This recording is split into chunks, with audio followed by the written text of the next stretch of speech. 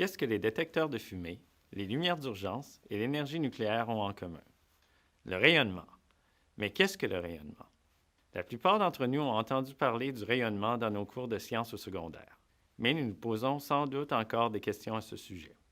Je m'appelle Yanni et je travaille à la Commission canadienne de sûreté nucléaire. Le rayonnement est tout simplement la libération d'énergie sous forme d'ondes en mouvement ou de flux de particules.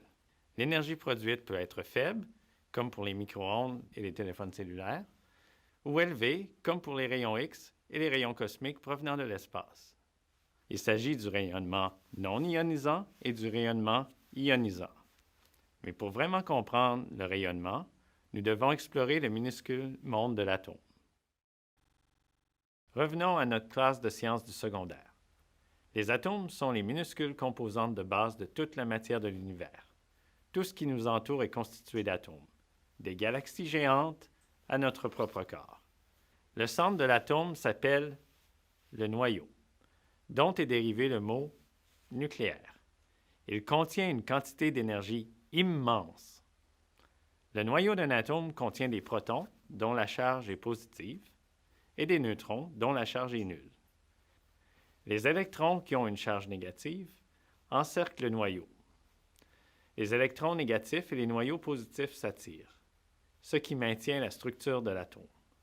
Chaque élément du tableau périodique comporte un nombre précis de protons et de neutrons.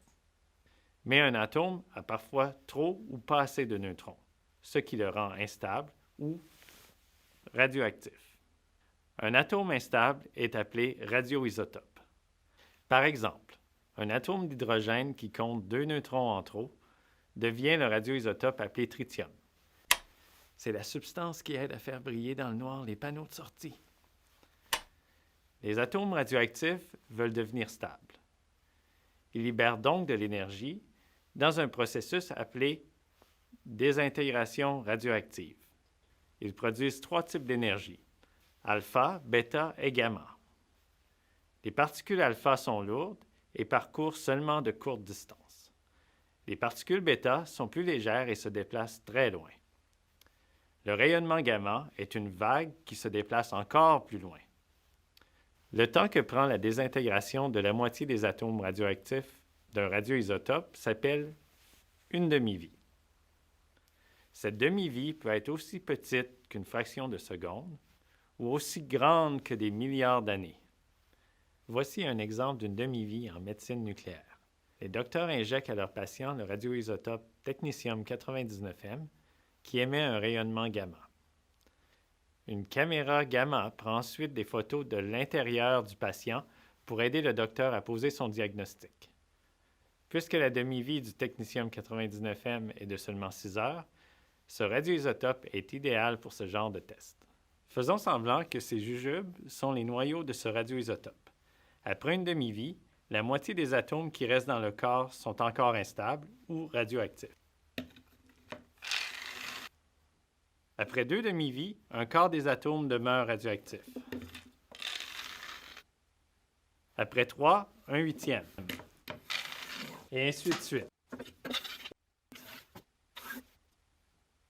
Après 24 heures, presque toute la radioactivité s'est dissipée grâce à la désintégration radioactive et aussi grâce au processus d'évacuation naturelle de votre corps. Voici ce qui termine notre leçon scientifique sur le rayonnement. Félicitations, vous avez réussi. Faites-vous répondre à la question bonus? Qui surveille le secteur nucléaire au Canada? C'est nous, la Commission canadienne de sûreté nucléaire. Nous réglementons l'utilisation des substances et des matières nucléaires et nous veillons à ce que toutes les matières nucléaires soient utilisées à des fins pacifiques. Nous travaillons aussi à préserver votre santé et votre sécurité, ainsi qu'à protéger l'environnement. La Commission canadienne de sûreté nucléaire est une source fiable pour obtenir les réponses dont vous avez besoin. Visitez notre site web sûreténucléaire.gc.ca ou nos pages YouTube et Facebook.